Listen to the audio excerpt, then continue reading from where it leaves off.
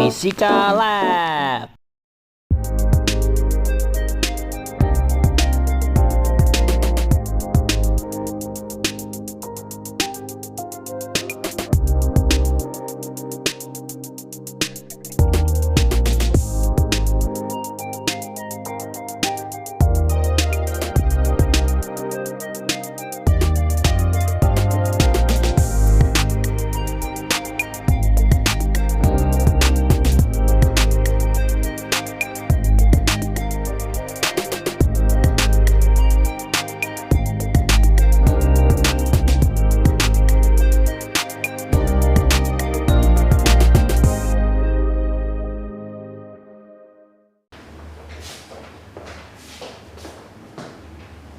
Oke, kali ini kita akan menghitung tentang besar rho.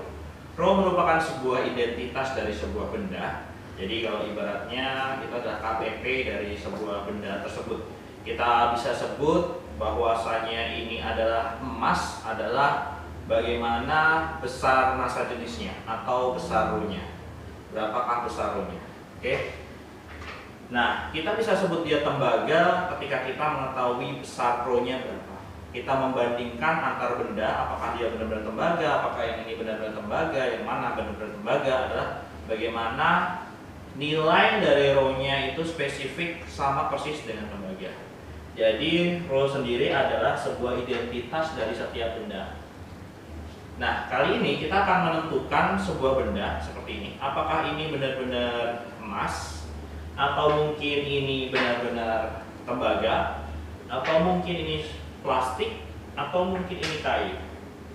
Nah, untuk menentukannya kita harus bisa membuktikan dengan perhitungan rho sama dengan massa dibagi volume, mass per volume, untuk mendapatkan rho-nya.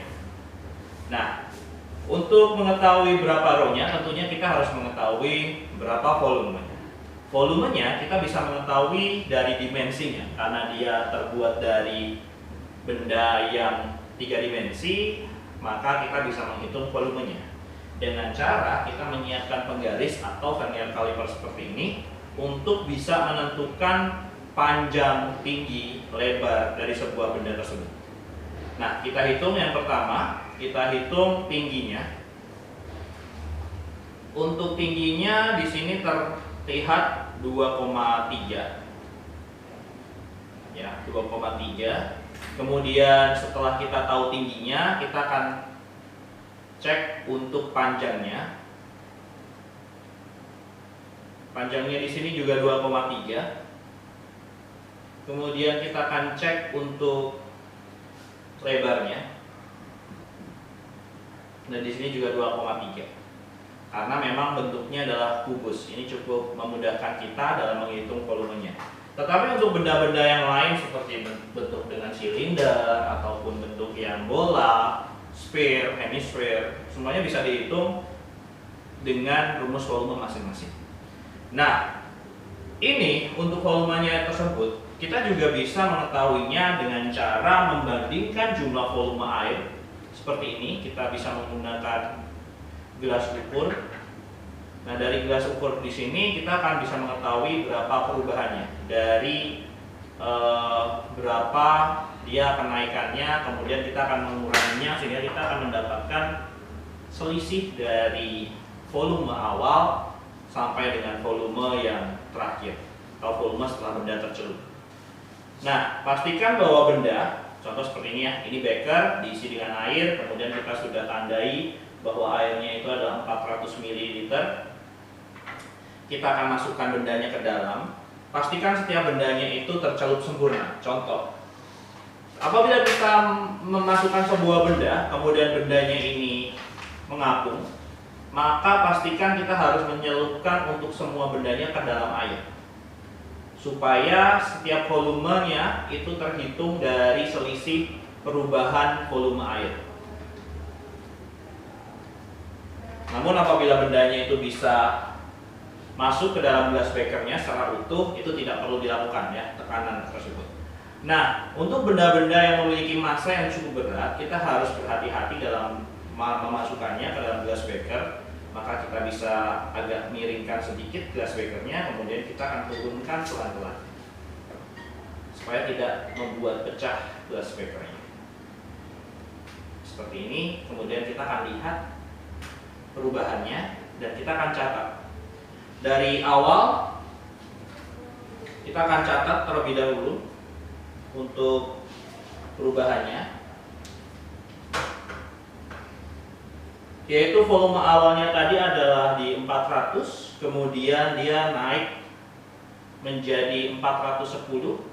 Jadi ada kenaikan 10 ml di dalam gas breaker, maka itu membuktikan bahwa volumenya adalah sekitar 10 ml. Tapi dengan gas breaker itu tidak spesifik, jadi mungkin akan membuat kita berasumsi untuk ukurannya. Namun apabila kita bisa memiliki gas ukur yang cukup, itu kita bisa menggunakannya karena ini lebih detail, lebih spesifik untuk kenaikannya. Ini tetapi untuk benda-benda yang sebesar ini tidak bisa masuk. Tetapi untuk benda-benda yang lebih kecil, kita bisa mengukurnya dengan gas ukur dan lebih detail ya untuk mendapatkan angkanya. Kemudian kita catat terlebih dahulu dari selisihnya volume yang diciptakan dari kita memasukkan ke dalam glass breaker adalah 10 ml.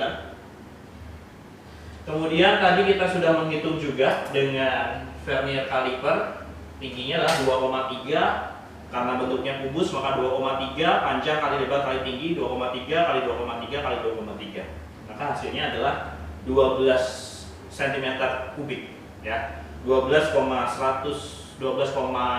ya, 12,2 cm kubik. Jadi tidak terpaut jauh beda dengan ketika kita memasukkan. Ketika kita memasukkan terukur 10, kemudian ketika kita ukur manual dengan penggaris atau vernier caliper 12. Kita juga bisa menggunakan gelas ukur yang lebih kecil seperti ini. Gelas ukur yang lebih kecil bisa lebih detail. Di sini 50 ml. Ketika kita masukkan pelan-pelan, terjadi kenaikan dari 50 menjadi 60, sama ya, 10 ml juga. Ketika kita menggunakan beker kelas kecil, beker gelas yang kecil. Nah, setelah kita ukur, memang terdapat perbedaan, tetapi tidak masalah karena itu memang sering terjadi ketika kita melakukan praktek. Tetapi secara garis besar nanti hasilnya akan mendekati, ya, yang paling mendekati dengan nilai ukur dari sebuah massa jenis sebuah benda, itulah yang akan kita ambil. Nah, setelah kita mengetahui volumenya dari rumus rho sendiri, rho sama dengan massa dibagi dengan volume. Volume kita sudah mengetahui, maka yang kedua kita akan mencari massanya dengan cara kita menggunakan timbangan ya. Triple beam balance di sini kita taruh di sini. Pastikan semua triple beam balance-nya sudah di arah kanan, kemudian di sini sudah dikalibrasi sehingga dia sudah di titik 0 ketika tidak ada benda di atasnya. Maka ketika sudah setimbang seperti ini, maka kita akan bisa letakkan materi ini ke atas di sini. Maka akan menimbulkan ketidakseimbangan di sini. Nah, kita akan menemukan keseimbangannya dengan cara mengubah pin-pin yang ada di sini. Kita ubah, kalau kita taruh di 100 gram sudah mulai berubah ya, 100 gram.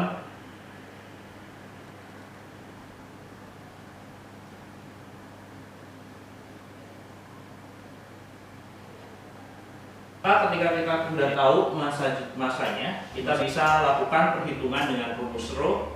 Rho equals mass divided by volume ya. Jadi massnya tadi udah ketemu. Oke, jadi terhitung dia memiliki rho adalah 8,